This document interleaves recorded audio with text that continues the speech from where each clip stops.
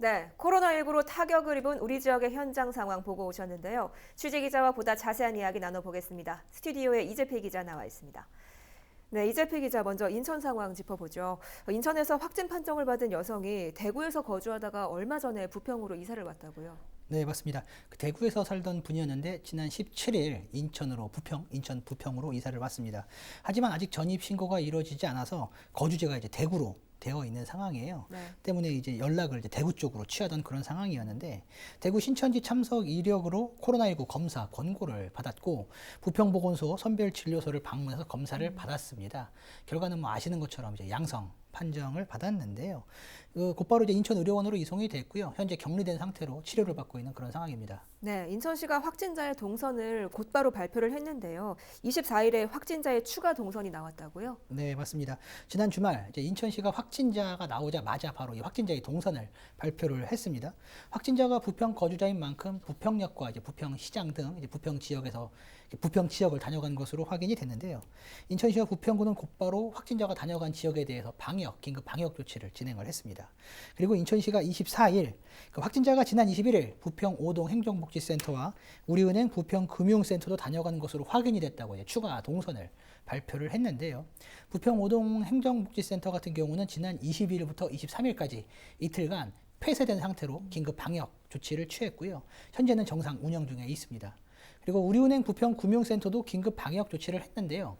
24일부터 25일까지 이틀간 폐쇄에 들어갔습니다. 네, 이 밀접 접촉자들에 대한 검사도 진행이 됐습니까? 네, 확진자에게는 이제 동거인이 있었습니다. 60대 남성인데요.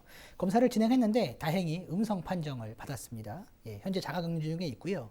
이외에 부평시장과 부평역 그리고 부평 5동 행정복지센터 등 확진자의 동선 내에 밀접 접촉자에 대해서도 자가격리와 함께 현재 지금 검사가 진행 중에 있습니다.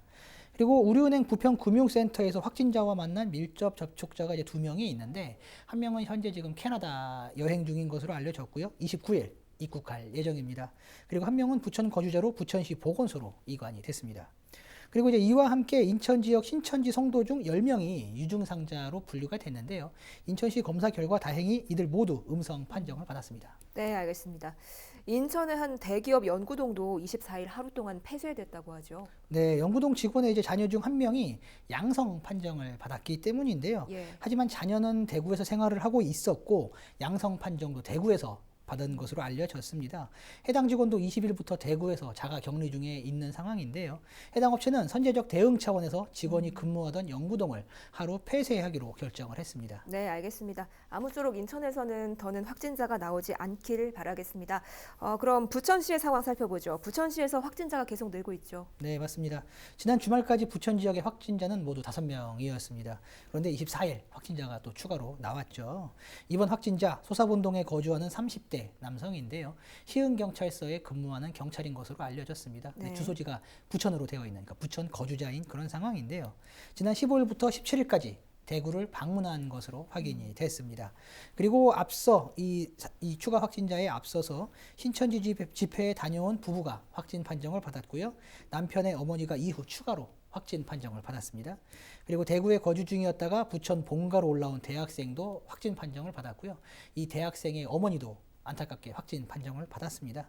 부천시는 이들의 경우 특별히 문제되는 장소를 방문하지 않았고 자가격리 상태였기 때문에 지역사회 전파 가능성은 없다고 밝혔습니다. 네, 인천도 그렇고 부천도 그렇고 이 환자 대부분이 신천지와 연관이 있는데요. 인천시와 부천시 모두 신천지 시설의 폐쇄를 결정했죠. 네, 먼저 인천시는 지역 내 신천지 교회 시설에 대해 폐쇄를 결정을 했습니다. 자율 폐쇄를 권고하고 이를 이행하지 않을 시에는 이제 강제 폐쇄하겠다는 입장을 밝혔는데요. 네. 인천 지역 내 신천지 교회는 약 10곳 정도로 알려져 있습니다. 그런데 이 중 5곳은 이미 자발적으로 폐쇄를 한 것으로 알려져 있고요. 그리고 부천시의 경우 신천지 관련 시설 5곳을 폐쇄 조치를 했는데요. 부천시는 이제 시민들에게 제보받은 곳까지 하나하나 다 확인을 하고 있다고도 덧붙였습니다. 그리고 신천지 신도의 명단을 신천지 측에 요구하기도 했다고 하는데요. 하지만 어렵다는 입장을 신천지 측으로부터 전해 들었다는 이런 입장을 밝히기도 했습니다. 네, 알겠습니다. 코로나19로 우리 지역 상황이 굉장히 어렵습니다. 하루빨리 상황이 종결되길 희망합니다.